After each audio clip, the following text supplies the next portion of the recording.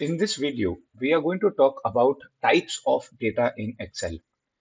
This is a very important conversation before we start working in Excel, and we need to understand what type of data we are working in Excel. At the moment, we only have three different types of data. First, we will understand the concept, then we will look at examples, and then I would want you to pause the video and I would at least want you to open any Excel file and I want you to see for yourself what exactly are you working with. Because depending on the type of data you are working with, the options which you have will change, which means certain options, certain formulas will not be applicable for any type of data. So let's go a little deep in this concept.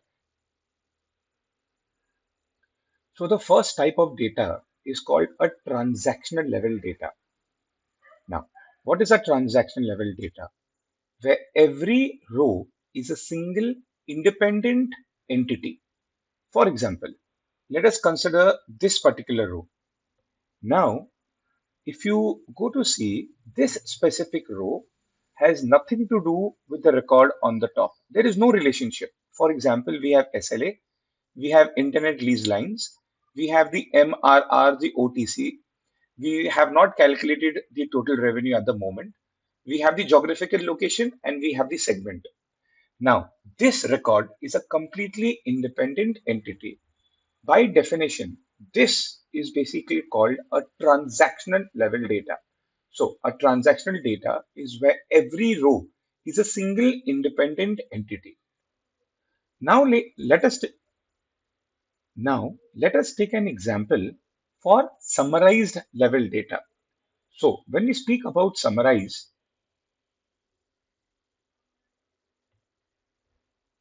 now let us speak about summarized level data. When we speak about summarization, we are looking at formulas such as min, max, sum, average. So, the first part was the transaction level data. The second part is the summarized level data. Okay, now suppose I come back to the same sheet and I write equal to the first cell plus the second cell. Just a quick recap. A transaction level data is where every row has a single independent entity like this. Whereas we have a summarization, which is a min, max, sum, average. Something similar to a summarization. Now, the question which I would like to ask you is what would you call this data right now? Would you call it a transaction level data or would you call it a summarized level data? I would request you to pause the video, ask yourself this question, have an opinion, and then resume playing the video. I hope you have an opinion at the moment. This is still a transaction level data. Now, your question could be why?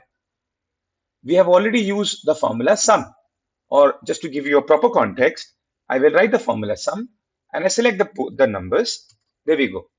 Now, even though you have a sum formula mentioned over here, the calculation which is working is for every row individually, which means if I am looking at line number 16, this line number 16 has nothing to do with line number 13, even though there is a sum formula, which means this entire row belongs to an individual entity. This is row level data. A very classic example is you go to a restaurant, you call for food. At the end of the meal, you get a bill. If somebody gives you a white paper and a number is mentioned, 8,600, will you pay that? The answer is definitely no.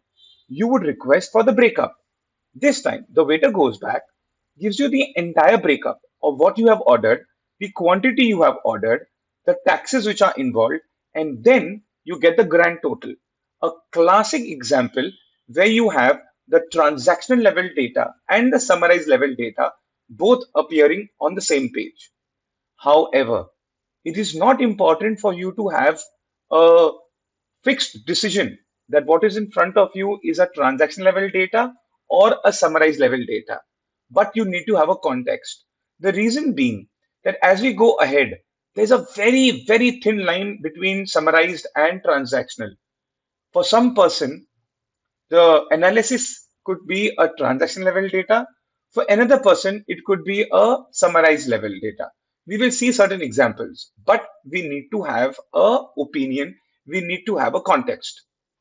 Now, we spoke about transaction level data. We spoke about summarized level data. We have the third part, which is the last one, which is called a T-level data. The T-level data is called a cross tabulation or a simply cross tab data. In a T-level data, we have multiple headers. That's the first indication. You will have a header on the top and you will also have a header on the left hand side. That is the first indication. The second indication is that the calculations will work horizontally as well as vertically. Let me give you a simple scenario. Over here, we have the net revenue, which where you have added the above two lines. Then you have the cost of goods sold, where you have the multiple numbers. And then finally, to calculate the gross profit, you have the net revenue minus the total of the cost of goods sold, where you get the gross profit. Now, if you look at this data, and the question is, can you sort this specific data? Remember, when you do a sort, the sorting always happens with respect to the header. So who becomes the header? This line. Let's say line number 13 becomes the header.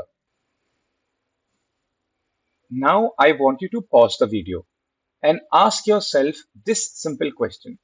Can you sort this data as per the first column, either ascending or descending? Or if you are not comfortable with the first column, fair. Can you sort the data as per the third column, ascending or descending?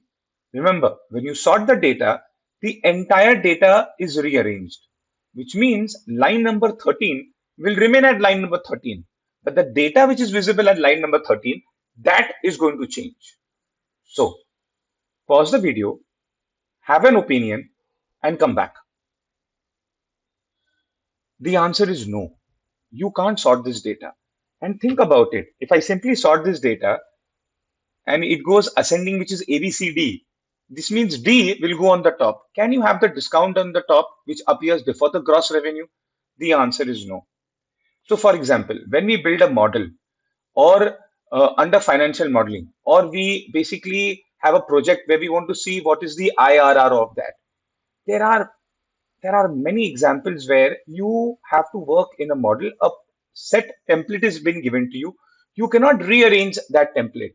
That doesn't mean that you cannot use the formulas of Excel. No, you can use multiple formulas. You can use many things. But what you cannot do, you cannot sort this data. If you already have a context for pivot table and I ask you a question, can you create a pivot of this data? Once again, pause the video, have an opinion, once again come back.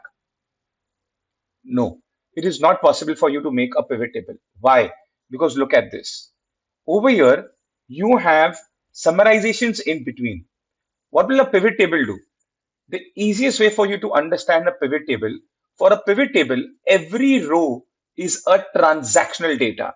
Once again, every row is a transactional data, which means it's a single independent entity.